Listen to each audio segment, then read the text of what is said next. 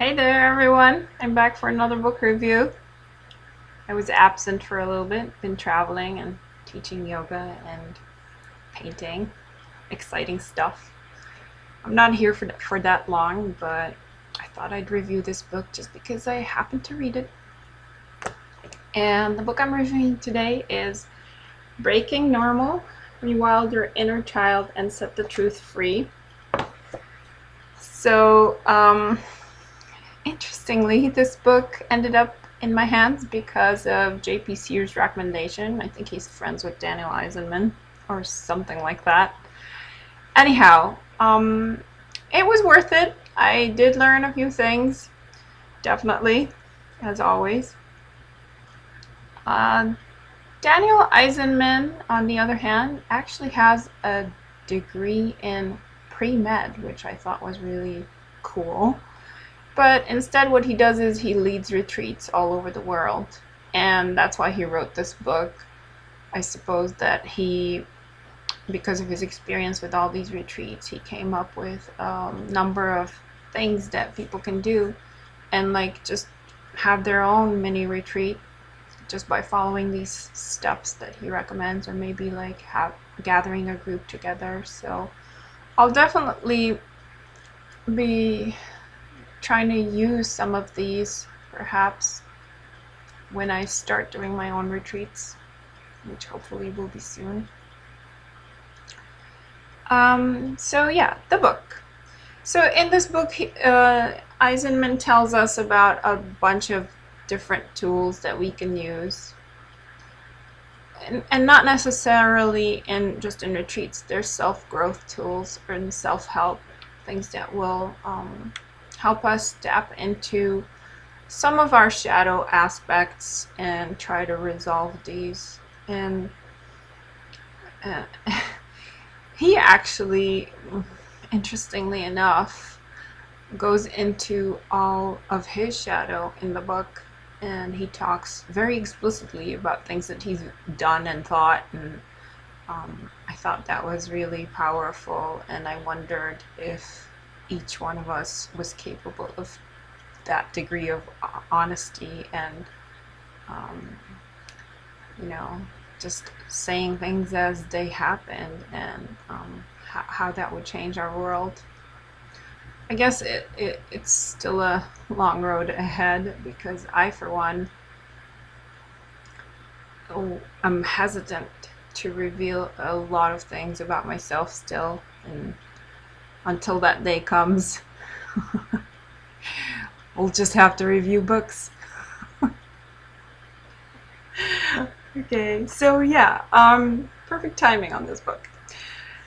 And also, Daniel Eisenman tells us about how he met his wife, and that it was really authentic. Since the first moment that he met her, they just went into telling each other all the things they didn't want to tell each other. So 6 months later, they were married. Pretty cool. Anyhow, in chapter 13, he makes two lists, and he says one of them is the things that are working for you, and the other one is the things that are not working for you in your life. But I'm not going to go into all of them. I'll just give an example. So one of the things that are working for you is the way you laugh. So no matter how you think your laugh is the weirdest laugh, it's working for you. But then he says what's not working for you is watching the news every day. I guess I don't have to worry about that. So all in all, it was a good read. I realized that there's always more to work on, in myself, basically. There's always room for growth. But he also tells us that he starts his retreats with a number of agreements. One of them is to tell the truth to the other person, and basically your truth. And then also hearing their truth and being present and refraining from violence, asking for what we want and not being attached to getting it. and things like saying sorry, letting go of saying sorry. He says that in this culture, we say sorry too much, so we need to refrain from that. You can't keep walking around apologizing for everything, in his opinion. And so he also says if we're listening to someone, to just hear them out until the conversation feels complete, and then expect nothing and experience everything. Then he goes on to like explaining other stuff that they do at the retreats, such as eye gazing, and it's something that I've experienced. It's really powerful, especially when you're doing it with strangers. You start to see your reflection, but also a lot of stuff comes up for you, and for everyone it's different. He also recommends polar plunging, and it's something that he does on his retreats, even if it's very cold weather. And here's the shocker. So one of the exercises that he used to do, because there's a disclaimer there that says that he doesn't do this anymore, is getting naked. So like completely stripping down to like the flesh, basically. Yep. And he says he doesn't do this anymore, but that it's a really powerful exercise and that he'd highly recommend it, because you get to see people as they are and there's like nowhere they can hide. Not in the t-shirt, not in the shorts, not in anything. And then he encourages us to share our judgments and resentments of people to their face instead of behind their back. He says because when you share it to their face, that's being truthful and honest.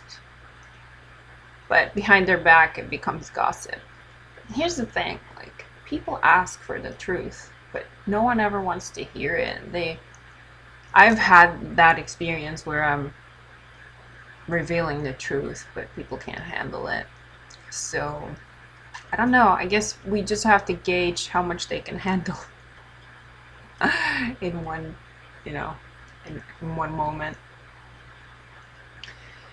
So then he encourages us to adapt a healthy diet. And he talks about this in detail, but I'm not going to go into that. But I do agree with his description of what a healthy diet looks like. Basically, he says not limiting anything and just going with how your body's feeling and what your body needs at any given moment.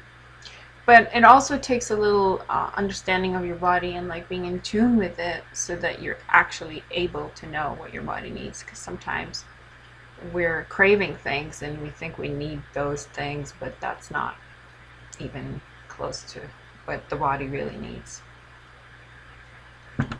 So after discussing the diet, he goes into talking about words and vocabulary that we need to remove from our conversations, even with ourselves. He says we need to get rid of the word should, would, and could, and also when. Like, for example, I'll do this thing when. So it's like based on something happening before you're actually going to do this thing that you want to do. And then the word just. So, oh, it's just me. Like, just is kind of like qualifying you. Like, it's just like I'm just this person, whatever. So don't use that word. And then you, which usually means me. So like if you're pointing fingers, you did such, it means that's like a projection. And can't, and instead he recommends using I am and yes and no and we. So this is the short of it. I'm not gonna be discussing each chapter like I was doing before, especially not with this book. It's a short read and I don't want to give most of it away. I feel like if I do go into it, it's going to be like a total giveaway. Anyhow, if you're interested in learning more, get the book. So the next one I'm reviewing is called the Gaia Codex. And I'm still waiting for it to be delivered. I ordered it from Amazon a few days ago, and I'm excited to read that. So I just thought I'd reveal it in case someone is interested in reading it at the same time. Let's do that. Anyhow, until next time, and I'm not sure when that's going to be. It might not be before the end of August, but we'll see. Alright, take care. Keep reading. Bye-bye.